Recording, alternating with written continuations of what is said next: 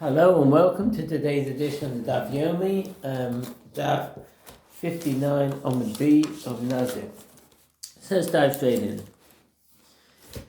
Meis echad mehem, Amar Yeshua, Yivakesh echad min hashuk, Sheido kenegdo benazir.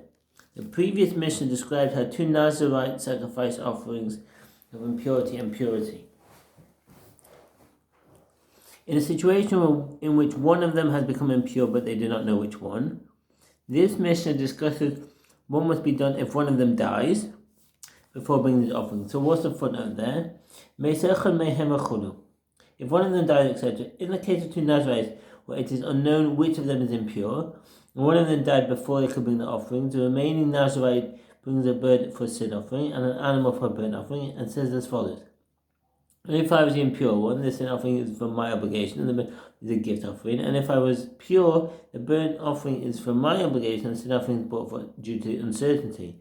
He proceeds to observe another term in Naziriteship, at the end of which he brings an offering of purity and says, if I was the impure one, the burnt offering I brought on the first occasion was a gift offering, and this burnt offering is for my obligation. And if I was the pure one, the first burnt offering was for my obligation, and the one I'm bringing now is for a gift offering.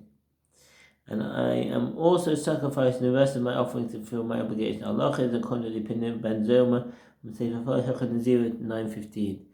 Rabbi Yeshua said, a surviving Nazirite asked someone in the marketplace, a non-Nazirite, to vow to be a Nazirite corresponding to him, i.e. under the same condition as his own Naziriteship, so they can bring offerings together with him. And he says to him as follows, if I was impure, you are hereby Nazirite immediately, and if I was pure, you are hereby Nazirite after 30 days. And they both proceed to count 30 days and bring an offering of impurity and an offering of purity. And I am the impure one, the offering of impurity is mine, purity is yours. And if I am the pure one, the offering of purity is mine, and the impurity we brought shall be of a certain status. And they subsequently count another 30 days and bring an offering of purity. And the first one says, if I was the impure one, the impurity that was sacrificed at the end of the first 30 days was mine, and the offering of purity we brought then was yours. And if this offering I am bringing now is my offering of purity, and if I was a pure one, and the deceased Nazirite was impure, the offering of purity we brought 30 days ago was mine, and the offering of impurity we brought earlier was of uncertain status, and this is your offering of purity. Ben Zoma said to Rabbi Yeshua, and who will listen to him to vow to be a Nazirite corresponding to him? How can one design a halacha on the assumption that a non-Nazirite will agree to be a Nazirite for a lengthy term? Well, there are different procedures available. After 2 days of Nazirite, he brings a bird sin offering.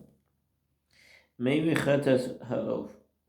A bird sin offering can be bought out of a case of uncertainty, and it is not considered a non-sacred animal in the temple courtyard, despite the fact that it cannot be eaten, common to a Nazir. It does not bring a guilt offering, as this sacrifice is not indispensable to its purification, and it cannot be sacrificed as a gift offering or in a case of uncertainty. Since an impure Nazirite is obligated to bring a bird for a burnt offering, in addition to the sin offering, some commentators maintain that this Nazirite brings a burnt offering as well, by stipulating that if he is not obligated in his offering, it should be considered a gift.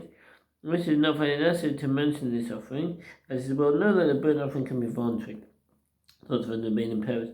Others claim that he may bring a burnt offering if he wishes, but refraining from bringing this offering does not preclude his purification. He comes to Nazir and she can be kubesses.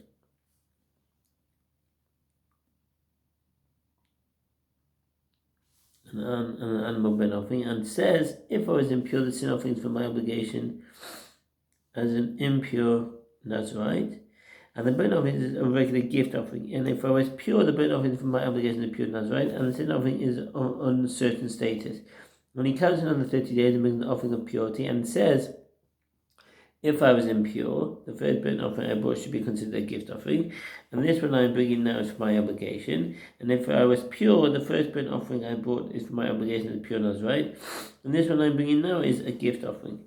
And these, i.e. the sin offering and the peace offering I am sacrificing now, comprises the rest of my offerings that I was obligated to bring earlier. Rabbi Yeshua said, according to your opinion, it turns out that this Nazirite brings his offerings in halves, i.e. in stages. If he was pure, he brings his burnt offering 30 days before the rest of his offerings.